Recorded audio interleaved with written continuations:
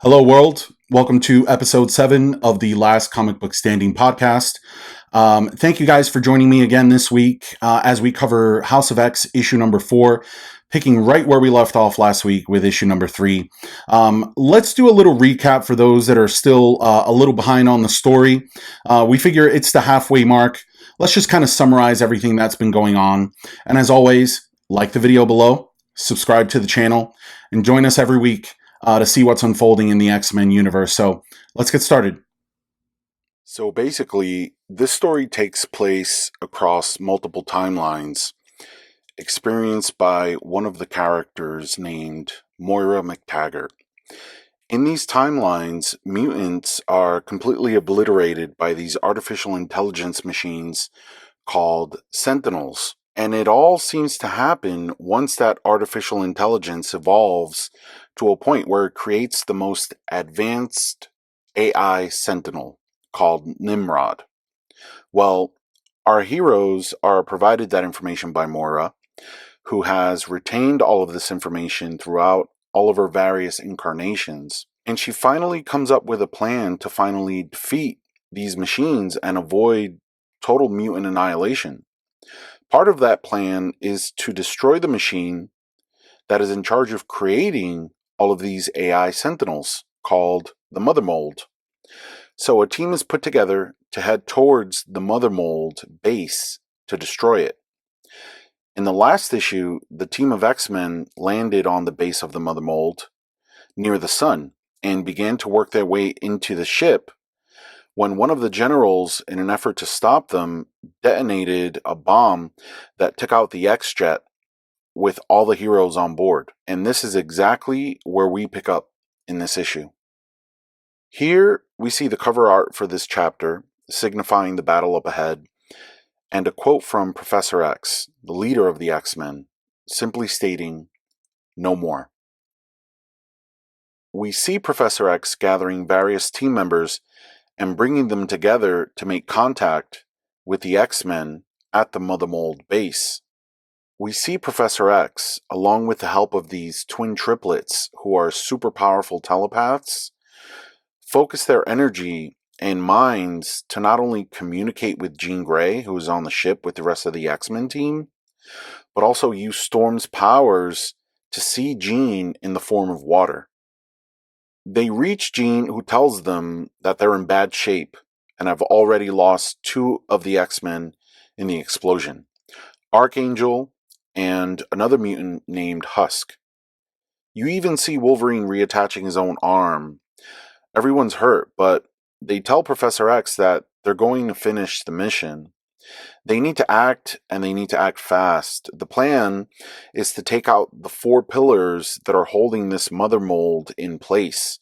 So Nightcrawler is going to use his powers of teleportation to take Cyclops, Wolverine, Mystique, and himself inside so they can each destroy one of the pillars holding this machine in place. We then see Dr. Gregor, whose husband just blew himself up along with the X-Men jet to try to stop them, and the cyborg sentinel, Karima.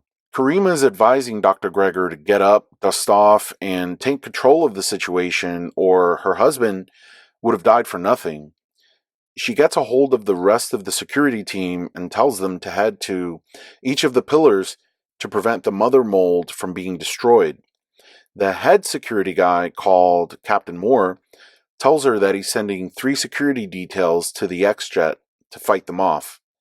And then they hear the sound of 2 separate latches releasing. We see that it was Wolverine and Nightcrawler taking care of their sections, so that leaves 2 pillars left to be released. In these next few panels, we see Jean Grey reporting back to Professor X, but she's warned that the base has called for Sentinel reinforcements, which are going to be arriving very soon. The mutant Monet, who's with Jean, shoves her into an escape pod and stays behind to fight the security teams that Captain Moore had radioed. We see Monet change form and begin to attack the soldiers as Jean Grey is left horrified and screaming. Monet is gunned down. She's the 3rd X-Men team member to die. Then we see Cyclops get to his pillar and release the latch. so that's 3 down, 1 to go. He calls out to Mystique to let her know her section is the final one, and as she approaches the lever to release it, she hears something behind her. It's Dr. Gregor and Karima. Remember, Dr. Gregor just lost her husband. She's out to kill right now. She pushes a button that opens a hatch out to space. The pressure creates a vacuum, and Mystique is sucked out into outer space. She's now the 4th team member to die. Dr. Gregor then radios Captain Moore to let him know the 4th and last column is all they have left. He confirms that they killed Monet on the X-Jet and is sending all reinforcements her way. Then she announces that she's going to go ahead and fully activate the mother mold and bring it online before it's too late. All it will take is 30 seconds. Cyclops hears the countdown. Jean Grey checks back with Professor X on what to do, and his response is whatever it takes. Cyclops tries to find a way to use his optical beams to get the job done, but comes up empty.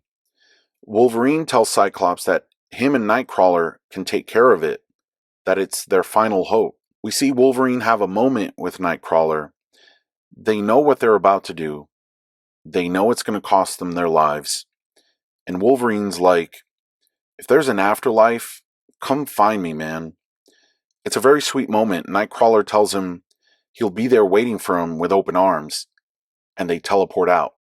They teleport outside of the base, right into the last pillar holding this mother mold in place, and Nightcrawler is immediately incinerated from the heat of the sun. The 5th X-Men lost. We see Wolverine's flesh begin to come apart, and the only thing allowing him to last this long is his regenerative healing power. And as he's bashing this pillar with his claws to destroy it, the mother mold who is coming online begins to talk to him. It tells him that if the humans created it, then the humans are the gods, and that mutants are their spoiled evolutionary lineage. And as Wolverine gears up for one final swing, it tells him that they've been watching while humans and mutants war against each other, silently judging them both. This next panel, we see Wolverine finally destroy the column, and along with the mother mold, begin to sink into the sun, as the mother mold gives its final message, that the machines have stolen their fire and will eventually burn them all. Wolverine is the 6th team member to perish. Back on the ship, Cyclops has a moment where he commends the bravery of his teammates and tells Jean Grey to relay the message that the job is done. Remember, Jean is still in the escape pod floating near the base. Cyclops tells her that he's coming to rescue her as we see him begin to head her way, but we see him blasted from behind. It was Karima who shot him with nanobites to prevent him from using his powers. We then see Dr. Gregor approach and cock back her weapon. She tells Cyclops she's not there to take prisoners, and sadly, we see Cyclops communicate with Jean that he's not going to make it. He's sorry. Keep in mind, this is the most famous couple in the X-Men universe. Cyclops and Jean have been together since day one. They love each other so much.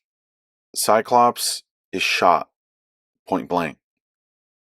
We see Jean shriek in horror. He's the 7th team member to die. Jean is in shock.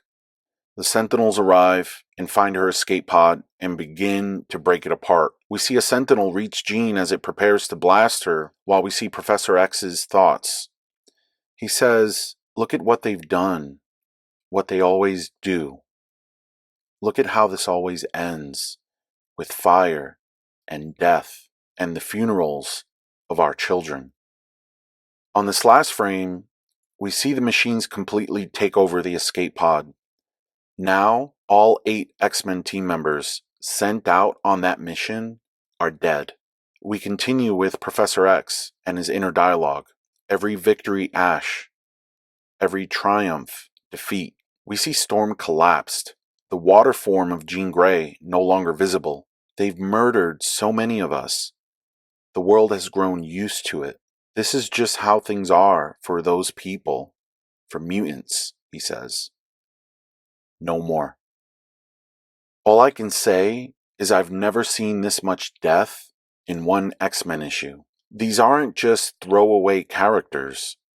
This is basically the starting lineup of the team, with the exception of a few. All I know is that Professor X, Magneto, the remaining members of the X-Men, and Moira McTaggart better come back with a vengeance. For Professor X to shed a tear like that, to lose his children basically, his family, he's known these characters for the most part since they were teens. I just think he's going to bring all that pain and anguish and bring these machines hell in the next few final issues. We'll have to wait and see. For my musical recommendation, I read this week's issue while listening to Alanis Morissette's Uninvited. It's melancholy, it has a hint of sadness, and matches the feeling of tragedy in this issue very well. Let me know if this song resonates with you also for this chapter. I'm still speechless. You know, so far every week we've come on here, we've presented these issues and this storyline to you guys, and this week's issue is the first issue where we experience a great loss. These characters are timeless, and whenever we see any of them, not only just putting their lives on the line, but losing their lives while fighting for their cause. It's always a heartfelt moment. It's always heartbreaking. You know, we grew up loving these characters, so to see any of them perish, it's definitely a sad day in the X-Men universe and in Marvel Comics. So, you know, cheers to Cyclops and all the other members of the team that lost their lives in this issue. And I know these are fictional characters, but at the end of the day, you know, they do resonate with us, and we grow to love them. So, as a fan of fictional storytelling, this issue definitely broke my heart. So, as always, follow us on Facebook, Instagram, at The Last Comic Book Standing Podcast, on Twitter, TLCBS Podcast. And if you have any suggestions or would like to see anything covered or any questions regarding this particular storyline of Powers of 10, House of X, feel free to email us, you know, thelastcomicbookstanding@gmail.com. I greatly appreciate everyone that's been subscribing and following so far. If you have any friends that you feel might be interested in this sort of, you know, story or channel, please send them the link. Have them join. You know, the more the merrier.